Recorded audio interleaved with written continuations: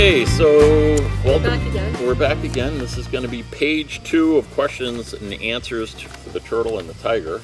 Hopefully we have some answers, but these are questions you all asked from Facebook when I put it out there, you know, if you guys want to ask questions about our adventure. So we got another question from Tracy.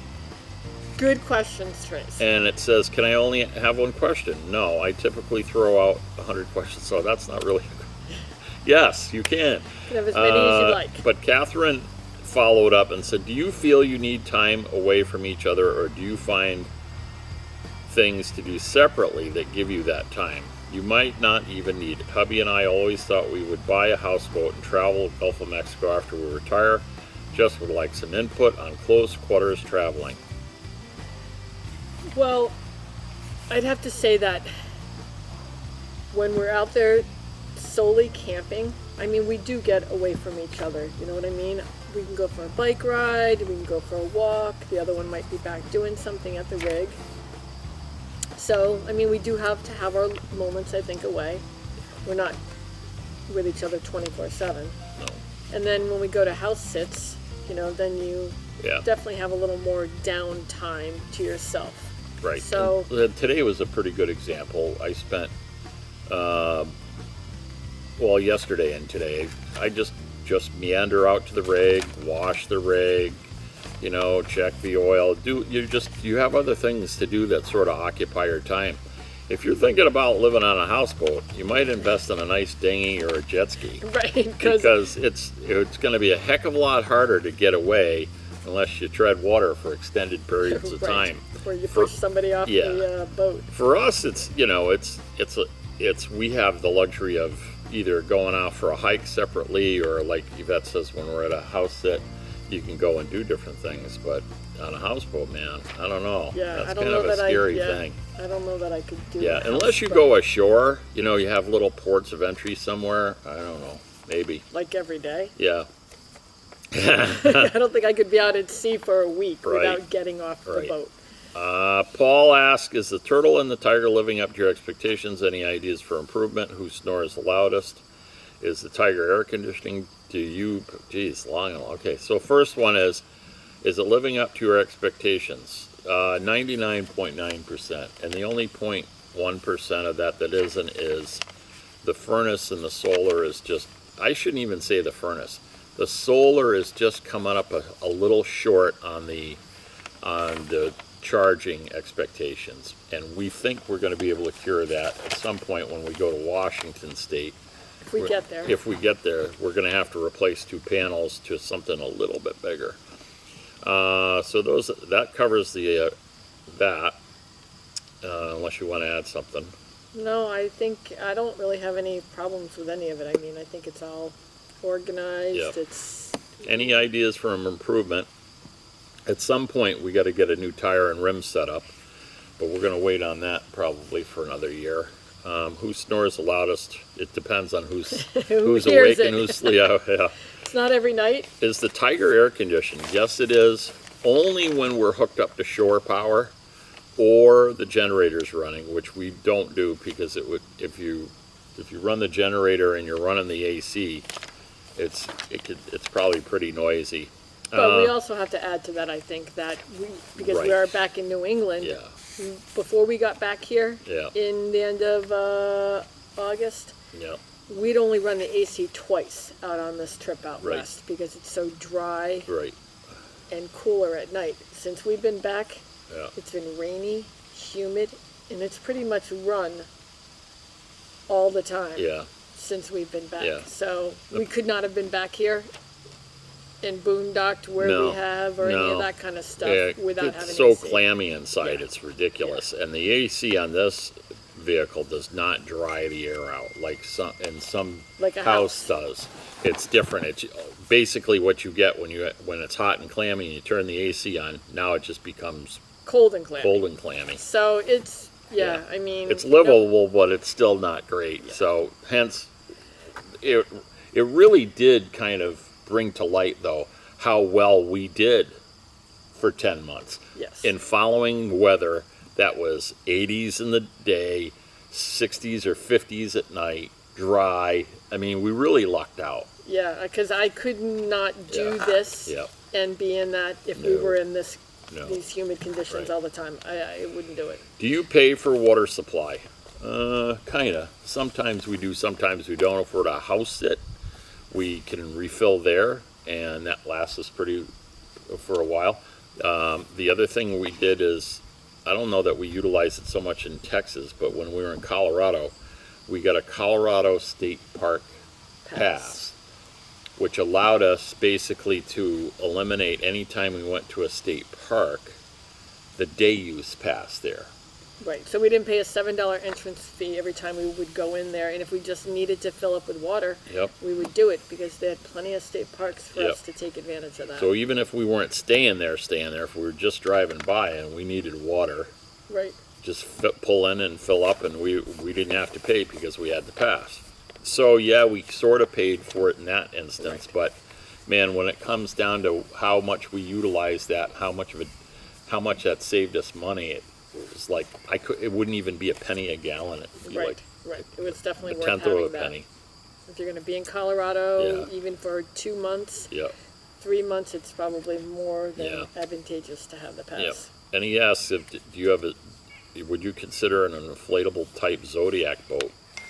No, I don't think so. No, I don't think so. Maybe kayaks. We'll see.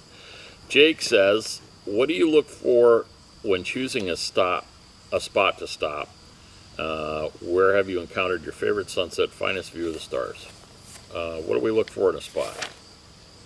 Well, I mean, our ultimate spot is going to be somewhere quiet, great view.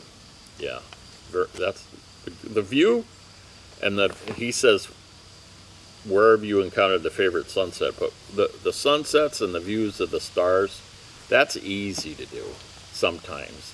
What's hard to do is find a place that's quiet. Right. I mean, it's difficult. I mean, you can be where you think on the top of a mountain, and you're going to hear road noise from a road somewhere 5 miles away. Right. So that makes it very difficult, I think. Yeah, out west. Anyway, I don't know about New England. I mean, we're on a lake and we don't hear anything right now. So.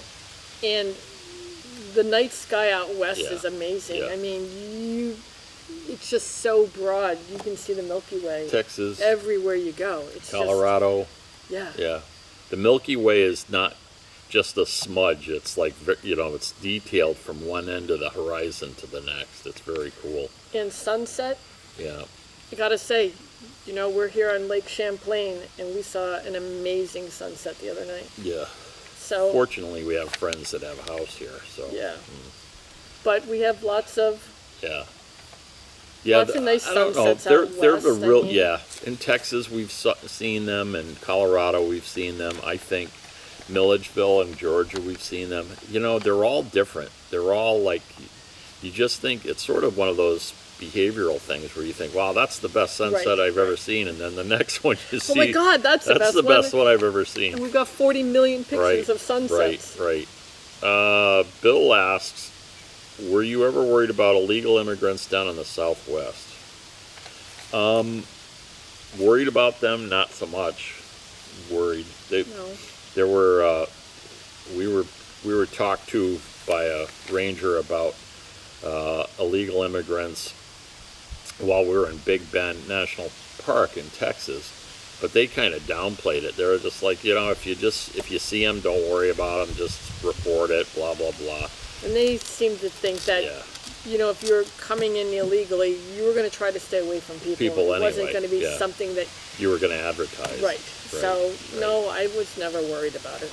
And the other thing that probably gave us a little bit of confidence, at least for me anyway, was we went through a couple of checkpoints, border checkpoints. Not that we crossed the border, but there are a few border patrol checkpoints along the route as we went from, let's say, Del Rio toward Big Bend National Park. And then another one up towards El Paso. And at no time did you ever have any lack of confidence. And the guys were nice. They just asked a few questions and you went on your way. There wasn't the whole, hysterical, reactionary that you see sometimes on YouTube and all this other garbage about, it's pandemonium. It's not like that. Really not like that. And then Laura asked, aside from the house camera happy people, what is the weirdest, creepiest thing that you've encountered you've had so far? So the house, she's talking about the Albuquerque house sitting. If you haven't seen that, I'll put the link in here and you can go back and read that. Is she asking specifically about house sits? I think anything in general. So what was the creepiest thing in this adventure so far besides the house sit? For me? Yeah. It was that time I was alone at the rig. Yeah. So we were on an Indian reservation. John was out taking a little hike or whatnot. I'm like, yeah, go, I'll be fine. Almost sounded like you were going to say he was out taking a leak. Were you? No. You probably did, though. Somewhere on the hike, perhaps. And I'm in the rig by myself. Yeah. And because we're on an Indian reservation, it's a sovereign nation. We don't have the rights that we have everywhere else. And all of a sudden, this ATV pulls up, and there were two guys on it, and they start circling the rig. And I was a little apprehensive because I'm like, okay, what's going on here? I went to the door, said hi, how you guys doing, what's up? And they started chatting with me, and then one of them asked if, we had a fishing license, because that was the only reason we were allowed to be there. Right. And I said, actually, we did. John was out fishing around the corner right now, and that the rangers had been there that morning to check on our fishing license and make sure we were okay. Yeah. And they said they'd come back later to check on us again or whatnot. Right. So that kind of creeped me out a little bit. Then they said, they were going rabbit hunting with their daughter. She was meeting up with them, and then they left. Yeah. Well, about 5 minutes later, meanwhile, I'm texting John, I think maybe you need to come back. Yeah. And then about 5 minutes later, they show back up, pull up to the door, and I'm like, oh, God, what now? And one of the guys just says, can we ask, are you a mother? And I'm like, absolutely, of course I'm a mother. I have a couple kids. Yeah. And they're like, well, we're really sorry because we should have said Happy Mother's Day to you because it was Mother's Day. Yeah. And we honor our mothers. Yeah. And I was like, oh my God, thank God. But that's all it was. They were clearly a little bit inebriated. Yeah, they looked like they had been drinking a little bit. So it just made me feel uncomfortable. Right. Because I'm a woman and it was two guys on an ATV. Yeah, well, probably the whole fact that they were on the reservation because of the white men probably didn't help at all. Well, right, here I am, a white woman. Okay, yeah. So that was my creepiest, scariest moment by myself. Okay, so John's turn. No, I'll go with that too because I'll piggyback on that story a little bit because I was about a mile away and I only got the one text as there's somebody, I don't remember what the text was, but it was basically get your ass home because there's somebody, somebody lurking around the rig. And I don't know how I can emphasize this enough, but we were literally in the middle of nowhere. There was no way we were going to just call a cop like you call a cop when you're not on the Indian reservation. Right. There was no cavalry. There was nothing. Right, we're on their land. Yeah. So it's up to them. It's like, I don't know. So that sort of did it. There were other instances along the way where you just, you get your, as somebody once said, your spidey sense up and people can be just a little too weird for the moment and you sort of just the best thing you can do is get some distance between you and them and that's all you got to do. Sometimes you go into a Walmart and that can be a pretty creepy experience.